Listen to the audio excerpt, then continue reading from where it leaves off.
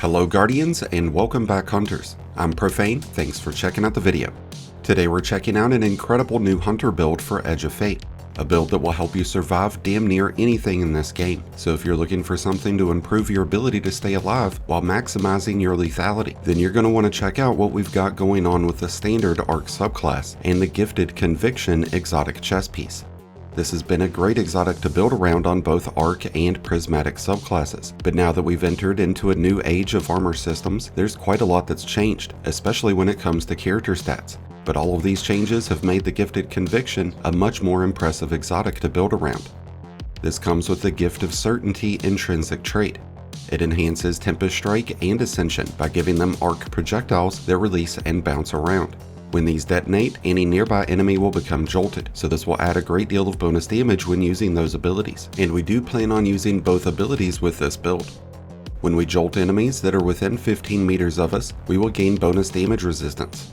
The first enemy that we jolt will provide a 25% damage resistance bonus, and the second enemy will bump that up to 40%, and the third application will bring us to 50% bonus damage resistance, and that's going to be in addition to any other resistance bonuses that we'll be able to generate with this build.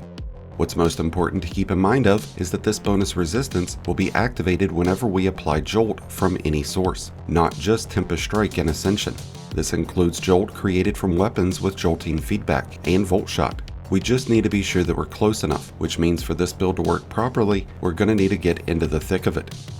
As I mentioned earlier, this has made a great exotic to build around on both Prismatic and Arc subclasses, but it is the Arc subclass that we're working with because we'll be able to have Ascension and Tempest Strike equipped, which lets us take full advantage of this exotic's benefits. A benefit that we're supposed to have with Tempest Strike is that it's supposed to work with Combination Blow, but it doesn't seem to work with it at all. I'm hoping that this is just a bug and that it's something that Bungie intends on fixing soon, because that would make this build even stronger. But even without the advantage that Combination Blow would provide, this is still proving to be a very powerful survival build. Ascension's still buggy when it comes to synergizing with other abilities, but it does now trigger the effects of armor mods like Dynamo, which is going to help us build up our super much faster. Tempest Strike converts our standard melee into a slide attack, similar to Warlock's Lightning Surge. This works great in PvE, and it can even come in handy in Crucible. This jolts enemies that are caught within its trail, and after we've performed Tempest Strike, we'll gain a 75% bonus in damage resistance, which lasts for 4 seconds, and that's going to get multiplied in with the 50% resistance that we're getting from Gifted Conviction. When we cast our Ascension, we'll jolt even more enemies, and we'll become amplified, which provides us with another 15% resistance bonus. And because we are using Gambler's Dodge, our Ascension will recharge our powered melee, which means our Ascension is going to charge our Tempest Strike, which creates a nice loop for us to be able to execute these back to back, especially since we are using multiple Focusing Strike armor mods, which will provide us with between 12 and 20% bonus class energy after dealing damage with our powered melee, which will help us recharge our Ascension even faster. As we perform consecutive Tempest Strike Ascension combos, we'll be generating a ton of ionic traces, and those are going to be extremely beneficial for us because they provide 15% bonus melee, grenade, and class energy, helping us build up all of our abilities at a much faster rate.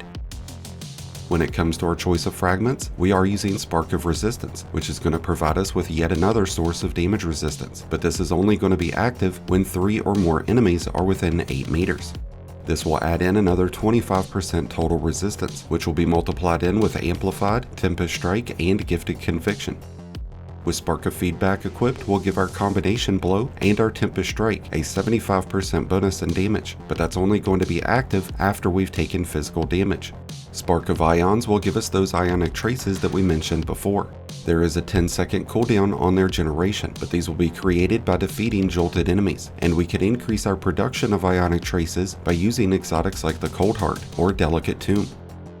We're using Spark of Recharge, which is going to grant us with a 400% bonus to the regeneration rates of our grenade and melee whenever our health bar goes into the red.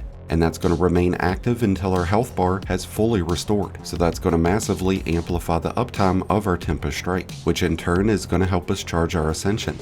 Spark of Recharge is also beneficial towards our grenade use because we are using Spark of Shock, which causes our grenades to apply Jolt, giving us yet another option to trigger Gifted Conviction's resistance bonus. We do have flashbang grenades currently selected because that's going to stun unstoppable champs, and blinded enemies are taken out of combat temporarily, which gives us a big advantage against enemies who are most likely jolted on top of being blinded. Before we jump into the benefits that our new artifact has for us, let's talk about the weapons that we'll be using with this build. We mentioned already that the Delicate Tomb and Cold Heart would be strong options, but so would the Trinity Ghoul, Thunderlord, the Graviton Spike, the Monte Carlo, and Centrifuge. We mentioned the importance of legendary weapons with jolting feedback and Volt Shot, but we would also love to see Attrition Orbs or Strategist. With our class energy stat around 80, we would see our class ability getting almost entirely refilled after each final blow, so Strategist will be a great perk to have on those arc weapons, and with Attrition Orbs, we'll be able to keep Surges, Fonts, and Recuperation active. Pugilist would be another great perk to have, as it would recharge our melee energy in the same fashion that Strategist recharges our class. When it comes to new artifact mods, there's quite a few that are going to be beneficial for us. Elemental Benevolence will provide 15% bonus class energy whenever we pass on an elemental buff to a teammate, so whenever we cast our Ascension, we'll get 15% class energy off of each teammate that becomes amplified, which could give us enough energy to instantly do another one. We have Elemental Coalescence, which gives us another source to create ionic traces, and all we need to do is rapidly defeat enemies. We have Shield Crush active, and that's going to provide us with a 25% bonus in grenade damage and a 25% increase in grenade regeneration, and that's going to be active whenever we're amplified, which is going to help us create more jolt and more blinding effects. And if we could find a way to trigger a Void Overshield, Woven Mail, or even Frost Armor, then we would start having a 50% bonus in powered melee damage and a 50% increase in regeneration. We could make use of Void weapons with Repulsor Brace to be able to provide us with a Void Overshield, or we could use Stasis weapons that come with Chill Clip or Headstone, along with Realm Stealer, so that we could trigger Frost Armor. But we could also equip a Stasis weapon and the Fever and Chill artifact mod, and then we would gain stacks of Frost Armor whenever landing consecutive precision hits. So get a few hits with a Stasis weapon, activate Frost Armor, then go to town with our Tempest Strike and Ascensions. And the final artifact mod that we're using is Elemental Overdrive. So whenever we collect an Ionic Trace, we'll gain a 10% bonus in arc weapon damage, and that would stack on top of Surge mods if we were using them. We've talked about how armor has changed, and one of the biggest changes has been the rework of character stats. With this build focusing on melee and class energy, we would ideally like to focus into these two character stats. We would only need to get our class stat to around 100, which would leave us with plenty of armor stats to push our melee to as close as 200 as we can. With 200 melee stat, we would have an extra 30% damage tacked onto our Tempest Strike and our Combination Blow. But if you do come in short with either of these stats, you should try running font mods. But you have to be sure that you're generating and collecting orbs when using fonts or surges, because you're only getting the benefit of these mods whenever armor charges are active.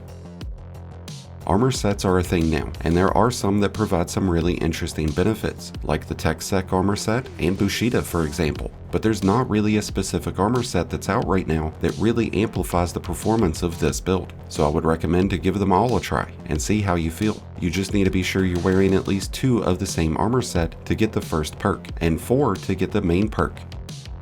And with that, I think we've covered just about everything that you need to know about running a Gifted Conviction arc build here in Edge of Fate. I'd love to hear your thoughts about today's build and what builds you've been clutching on so far. If you need help putting together today's build, then be sure to check out my Mobalytics and dim links, which are down below. Thank you as always for checking out the video. If you enjoyed and found it helpful, then be sure to hit that like button below, along with the subscribe button if you're new. Both are greatly appreciated and both really do help support the channel. And until next time, Guardians, this has been Profane, wishing you all some happy hunting.